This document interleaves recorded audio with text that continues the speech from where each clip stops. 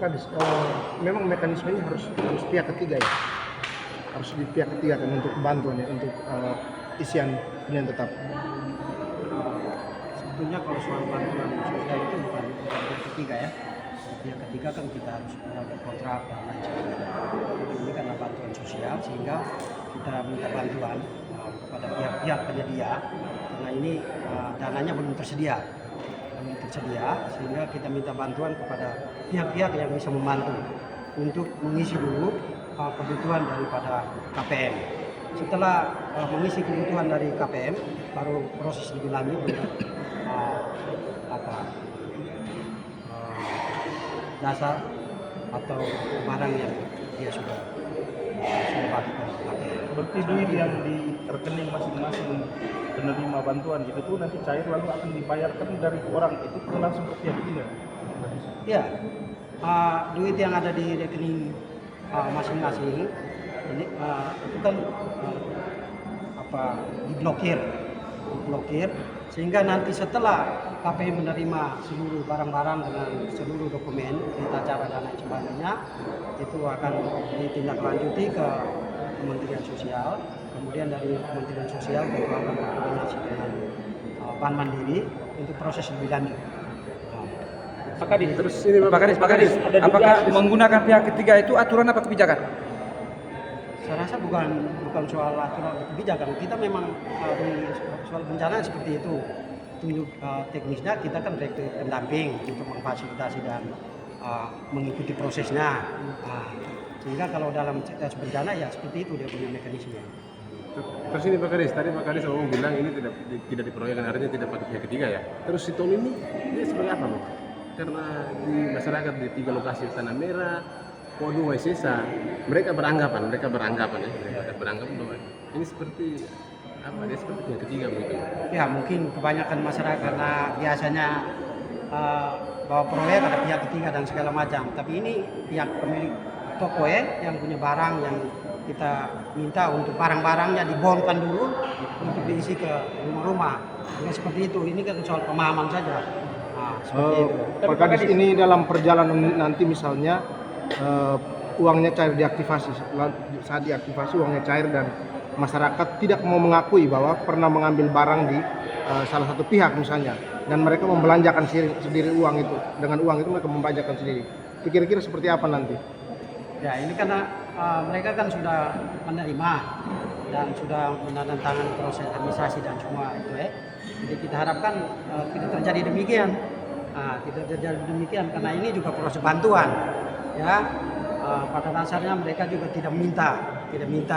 Lalu ini karena perhatian pemerintah terhadap korban bencana, sehingga pemerintah berusaha untuk membantu mereka dengan melalui sistemnya seperti itu.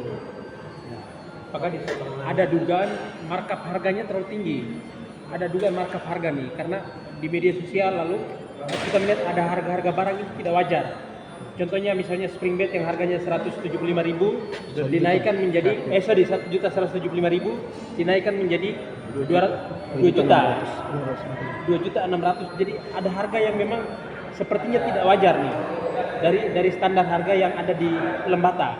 Itu menurut beberapa pihak toko yang sebelumnya sudah disurvei, mereka melihat seperti itu Pak Kadis. Nah ini justru sebenarnya menurut pandangan banyak orang tidak hanya kerugian negara tetapi juga bisa mengarah kepada kerugian dari penerima manfaat itu sendiri, karena bisa jadi mereka harus ambil lebih banyak barang tapi karena harganya naik akhirnya manfaatnya menurun gitu. Ya, memang pada saat asesmen dan pendamping melakukan survei untuk sebagai dasar pembanding untuk nantinya pihak toko yang bekerja sama dengan dinas dalam menyediakan itu untuk nantinya bisa membandingkan harga di toko di tempat itu seperti itu, misalnya seperti itu. Lalu pihak penyedia ini kan istilahnya bon ini, ya istilahnya dia menggunakan uang sendiri. Lalu biaya transport dan segala macam, personal di lapangan segala macam itu tentu menjadi perhitungan tersendiri. Sehingga kalau soal perbedaan soal markup harga segala macam sebetulnya itu mungkin karena perbedaan harga dan perhitungan di toko yang masih di toko seperti itu. Tetapi ketika antar sampai di lokasi dengan operasionalnya sendiri, tanpa uangnya sendiri, belum ada uang, tentu pasti ada perhitungan-perhitungan tertentu. Pak Kadis, dalam Permensos itu bantuan sosial tidak boleh mendapatkan fee atau tidak boleh mendapat keuntungan.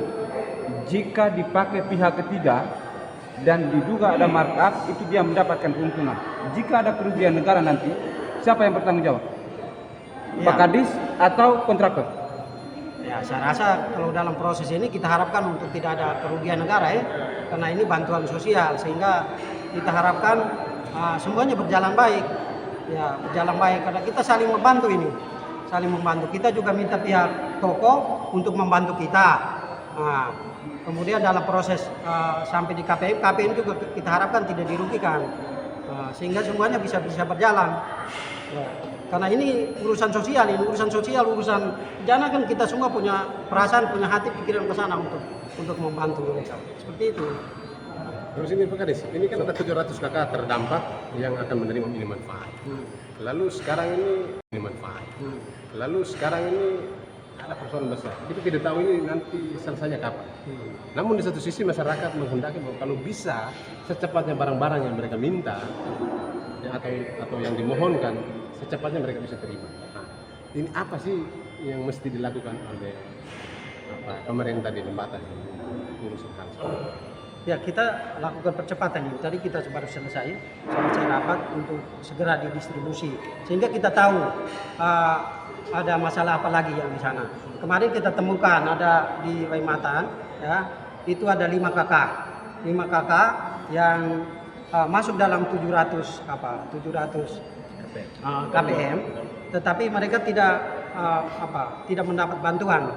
Ya, karena di situ ada pendobelan nama, ya, pendobelan nama dan lain sebagainya. Hal-hal itu yang kita inventarisir, kita sampaikan ke Kementerian Sosial untuk bisa bekerja sama komunikasi dengan Bank Mandiri untuk bisa mendapat pelayanan, karena mereka sudah masuk dalam daftar itu. Maka harapannya apa? Harapan berkaitan masalah ini? Ya, harapannya semua bisa berjalan, karena kita di Lembata ini kan daerah bencana yang butuh perhatian juga terus dari pemerintah pusat, sehingga kita harapkan semua ini berjalan, semua bisa bekerja sama dengan baik supaya bisa selesai. Pak Kadis, pertanyaan terakhir dari saya. Pak Kadis orangnya tulus, tetapi dalam mengurus persoalan ini. Tetapi diduga ada broker bansos di Dinsos. Yakin tidak dengan ini? Ya, kalau saya bekerja dengan hati, mudah-mudahan tidak ada broker yang ada. Kalau itu ada, tentu pasti hukum alam akan menentukan. Makasih Pak Kadis. Bro. Ini manfaat. Lalu sekarang ini ada persoalan besar. Kita tidak tahu ini nanti selesainya kapan. Namun di satu sisi masyarakat menghendaki bahwa kalau bisa secepatnya barang-barang yang mereka minta ya, atau yang dimohonkan secepatnya mereka bisa terima. Nah, ini apa sih yang mesti dilakukan oleh pemerintah di Lembata urusan hal seperti ini? Ya, kita